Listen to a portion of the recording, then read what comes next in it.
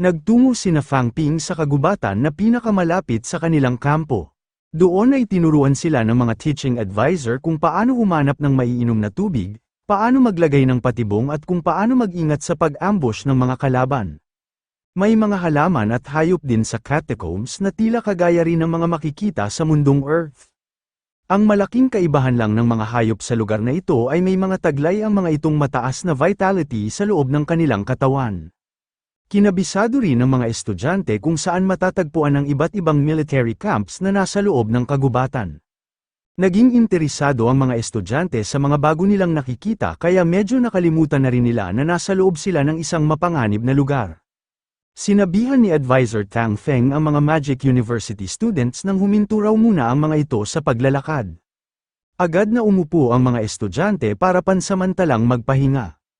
Sinabi ni Yang Xiaoman na napakasarap daw ng hangin doon. Tinanong ni Fang Ping kung nakakasigurado ba raw si Yang Xiaoman na hangin nga ang nilalanghap nito.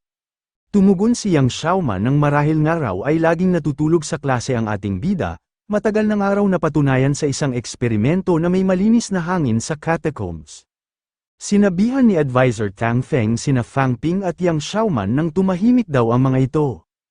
Hindi nga raw dapat ang mga ito nag-iingay kapag nasa loob ang mga ito ng kagubatan malaki man o maliit ang kinabibilangan ng mga itong grupo. Tinanong ni Fang Ping si Advisor Tang Feng kung bakit hindi na nga lang daw sila sumakay ng kabayo para may magamit silang transformasyon sa loob ng catacombs. Pinaliwanag ni Advisor Tang Feng na hindi nga raw nakukuntol ng mga kabayo ang taglay ng mga itong vitality kaya madali lang ang mga itong madidiskubre. Gamit nga raw ang mental strength ay madali lang din ang mga itong mapapatigil ng mga high-ranked martial artist. Tinanong ni Fang Ping kung bakit hindi na nga lang daw sila sumakay sa mga halimaw ng catacombs. Sinabihan ni Advisor Tang Feng ang ating bida nang iyon nga raw ang wag nitong tatangkain. Ang mga highly ranked na halimaw nga raw ay may angking talino at nakakayang lumaban sa mental strength, kahit pa nga raw mapaamo nila ang mga ito ay maaari pa rin sila ng mga itong pagtraiduran sa kahit anumang oras. Binanggit ni Advisor Tang Feng na nagpaamo nga raw noon ng isang rank 7 crocodile dragon beast ang kanilang prinsipal pero bigla na lang daw itong nagwala noong makapasok na ito sa loob ng Hope City. Ito nga raw ang dahilan kaya ipinagbabawal na ngayon sa kanilang kampo ang pagpapasok ng mga malalakas na halimaw. Napabuntong hininga si Fang Ping at naisip na mahirap daw palang matupad ang pangarap niya na makasakay sa mga naglalakasang halimaw. Kahit nga raw ang principal nila na rank 8 Grandmaster ay nabigo na magawa ito, mukhang maaari niya nga lang daw itong subukan kapag naging isa na siyang rank 9 Grandmaster. Nakabalik na ang grupo ni na Fang Ping sa loob ng Hope City. Sa loob lang ng isang iglap ay bigla na lang dumilim ang buong paligid. Agad na sinindihan ng mga apoy na nasa matataas na tore ng kampo para magkaroon man lang sila ng kaunting liwanag. Sinabi ni Fu Changding na talagang napakadilim nga raw pala ng gabi sa loob ng catacombs. Totoo nga raw ang itinuro ng isa nilang teaching advisor na nagbabago doon ng umaga at gabi sa loob lang ng isang iglap. Mabuti na nga lang daw kahit papaano ay may liwanag pa rin ang buwan kaya may mapapagbasehan pa rin sila ng direksyon. Tinanong ni Fu Changding ang mga lalaki niyang kaklase kung makikilala ba raw kaya siya ng mga babae nilang kaklase kapag sumilip siya sa kwarto ng mga ito. Sinabi ni Fang Ping na may kakayahan na nga raw ang mga rank 4 martial artist na makakita sa dilim, gawin nga raw ni Fu Changding ang binabalak nito kung hindi ito natatakot na mamatay. Humiga si Fu Changding at sinabi na hindi nga raw siya sanay sa ganoong sitwasyon, sana nga raw ay may cellphone siya na nagagamit ngayon. Sinabi rin nito na isang araw na nga raw sila doon pero mukhang hindi naman daw pala nakakatakot ang catacombs. Binanggit naman ni Zhao Lei na hanggang 10 kilometro pa lang daw ang kanilang napupuntahan kaya hindi pa sila nagkakaroon ng problema. Naisip ni Fang Ping na kahit napaka-normal nga raw ng unang araw nila doon ay hindi pa rin siya mapalagay. Nagpahinga na ang ibang mga estudyante habang nagko-cultivate naman ang iba. Nagulat si Fang Ping noong makarinig ito ng isang malakas na pagsabog. Narinig nila na may mga umaatake ngayon sa kanilang kampo kaya agad nilang kinuha ang kanilang mga sandata. Hindi rin sila nakalabas noong marinig nila na tanging ang mga mid-rank martial artist lang daw ang maaaring makipaglaban sa mga lumulusob na kalaban. Tinanong ni Fu Changding ang kanyang mga kaklase kung kasama rin daw kaya sina Advisor Tang Feng sa mga nakikipaglaban ngayon. Napatanong din si Zhao Lei kung gaano raw kaya karami ang mga lumulusob na kalaban. Gustuhin man nilang makipaglaban pero alam nila na wala pa silang magagawa laban sa mga high-rank na martial artist. Halos kalahating oras na ang itinatagal ng mga pagsabog na naririnig ni na Fang Ping. Agad na lumabas ang ating bida noong marinig niya na umaatras na ang kanilang mga kalaban. Nagulat siya noong may makita siya na isang martial artist na lumilipad ng napakataas. Tinanong ni Fu Changding kung nasaan daw si Fang Ping, tinanong din ito kung may nakita ba raw ang ating bida. Sinabi ni Fang Ping na may isang araw lumilipad na high-ranked martial artist at 50 metro daw ang layo nito sa kanila. Wala namang nakita si Fu Changding dahil mababa pa lang ang rank nito. Dumating na rin doon sina Advisor Tang Feng at Advisor Luo Yixuan. Agad na sinabihan ni Advisor Tang Feng ang grupo ni na Fang Ping nang pumasok na raw ang mga ito sa loob ng kwarto. Wala pa nga raw ang mga itong kakayahan na makakita sa dilim kaya madali lang ang mga itong mata-target ng mga kalaban. Nangapa sina Fu Changding, Zhao Lei at ang iba pang estudyante pabalik sa kanilang kwarto. Nag-alala si Fang Ping noong makita nito ang kondisyon ni Advisor Luo Yixuan.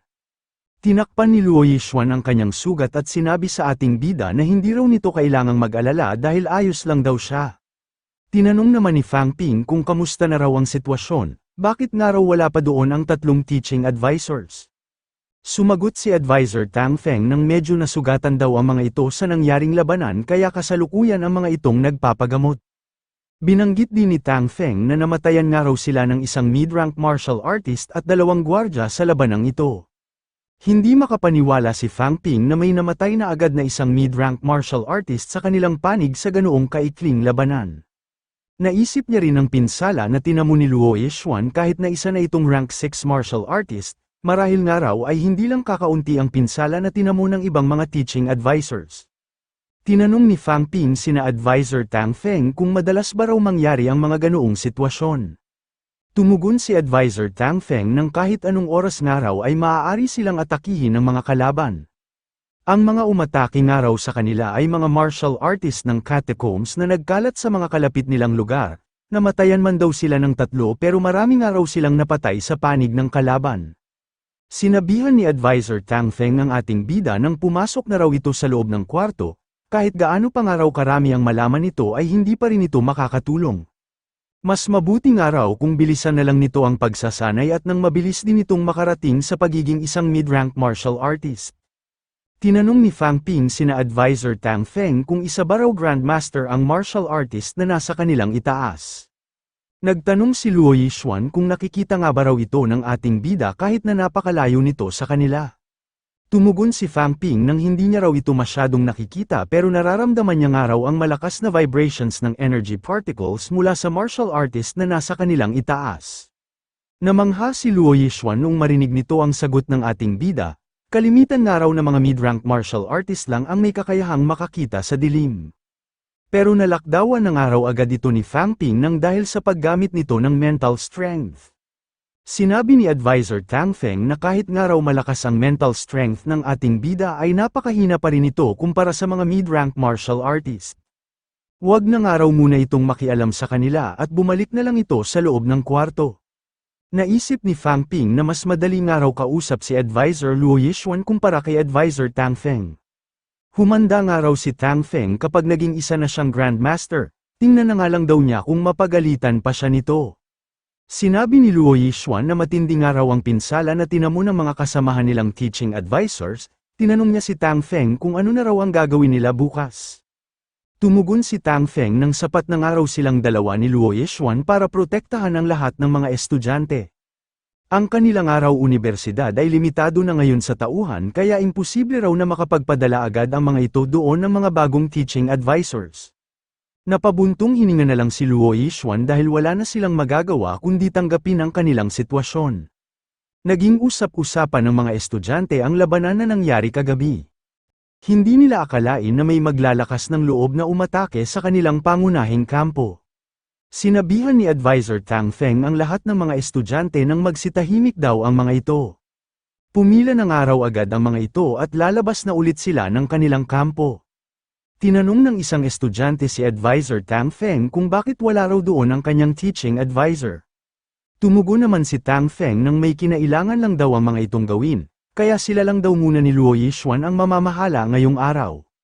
Hindi na lang din nagsalita ang ating bida kahit na alam niya na itinatago ni Advisor Tang Feng ang totoong kondisyon ng ibang teaching advisors. Sa ikatlong araw ng paglilibot ni na Fang Ping ay naaktuhan nila ang paglusob ng mga kalaban sa isa sa mga military camp na nasa labas ng Hope City. Doon ay nasaksihan na nilang lahat kung paano makipaglaban si Advisor Tang Feng. Pinasabog ni Tang Feng ang ulo ng isang kalaban gamit lang ang isa niyang suntok. Agad din niyang pinatay ang isa pang kalaban na pinakamalapit sa kanya. Inisa-isa niya ang mga kalaban na kinakaharap ng mga taga-military department. Namangha ang mga Magic University students dahil hindi nila akalain na ganoon pala kalakas si Advisor Tang Feng. Naisip ni Fang Ping na mga mid-rank martial artist nga raw ang mga pinapatay ni Tang Feng pero para nga lang daw itong pumapatay ng mga manok. Kahit nga raw pala maging isa na siyang rank 5 martial artist ay hindi niya pa rin ito makakayang matalo. Mukhang kailangan na niya nga raw maging masunurin kapag kaharap niya ito. Kumuha ng mga pulang tela ang ilan sa mga miyembro ng military department. Ipinangtaklob nila ang mga telang ito sa bangkay ng mga namatay nilang kasamahan. Tinanong ni Fang Ping si Advisor Luo Yixuan kung ano raw ang ginagawa ng mga ito. Tumugon si Luo Yixuan nang hindi raw nila maaaring sunugin doon ang katawan ng mga namatay nilang kasamahan, at hindi rin nila ang mga ito madadala pabalik sa kanilang mundo dahil anumang oras ay maaari silang atakihin ng mga kalaban sa loob ng catacombs. Nasanay na nga raw sila na ilibing doon ang mga namatay nilang kasamahan, saka na nga raw nila ang mga ito bibigyan ng maayos na libing kapag nanalo na sila laban sa kanilang mga kalaban. Naisip ni Fang Ping na hindi nga raw nila magawang manalo laban pa lang sa isang syudad ng catacombs, napapaisip siya kung magagawa pa ba raw talaga nilang manalo.